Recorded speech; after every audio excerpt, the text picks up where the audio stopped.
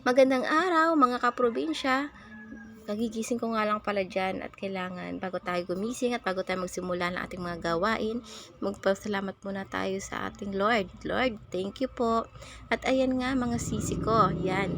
Nakita ko si mama paglabas ko, may dala siyang buko, siguro inadyo niya yan. Charot lang. At ayan, ito na nga aga-aga para galaban na agad ang aking kapatid, ang aking sisi. Dahil wala na kaming tubig mga kaprobinsya, naubusan na kami ng tubig. So ayan, di ko alam kung ano pinaglalaban niya, siguro putik na. Char. At ito nga pala mga kaprobinsya ang aming bahay. Ayan, mga bahay kubo kahit munti. Ayan.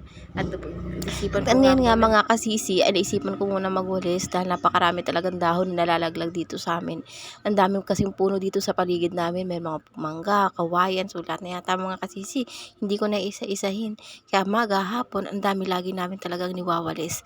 So ayan, walis-walis na muna si Inday habang nagpapapawis. At naghanda na rin nga pala ako dito ngayon kasisi ng aming ulam na pananghalian. Pagluluto nga pala ako ng tinulang manok mga kasisi. At ayan, tingnan nyo, may bata pang sumingit. May bata pang nakisali sa video. At ayan nga mga kasisi, ay inihanda ko na ang mga rekado na gagamitin natin sa ating pagluluto ng tinola. So ayan, nagayat-gayat lang ako dyan. Pero dito sa probinsya mga kasisi, ay karaniwang native na manok ang ginagamit nila sa pagtitinola kasi malasa daw iyon. At habang ako nga ay nagagayat-gayat dyan aking gagamitin, ay naisipan ni mama magsasaing na lang daw muna siya. So ayan, pinipili-pilian pa niya yan. Hindi yan sanay talaga na magsasaing na hindi pinipilian ng bigas. Dahil marami daw siya nakakain. Kayo po ba mga sisi, sanay din po ba kayo na pinipilian muna ang bigas bago isaing?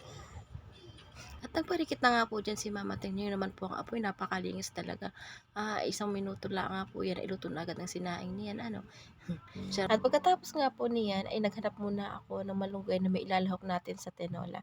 So, ayan, dito po ako nakahanap. Wala nga po palang tao diyan, kaya sa puno na lang po ako nagsabi, napahing ng malunggay. So, ayan, nakakuha na nga po ako ng malunggay.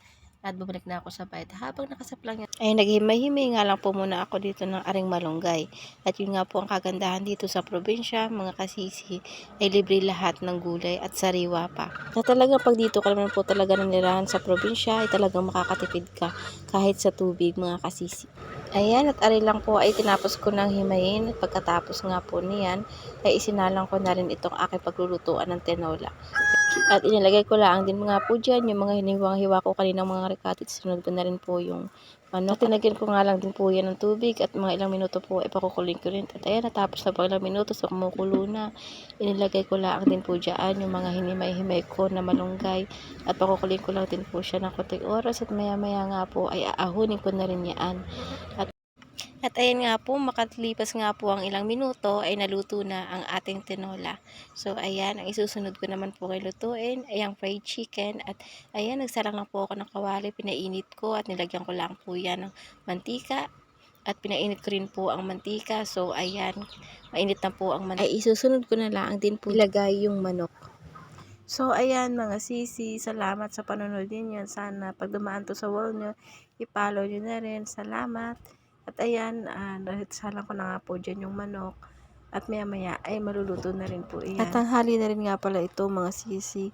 At maya maya ay manananghalian na rin kami.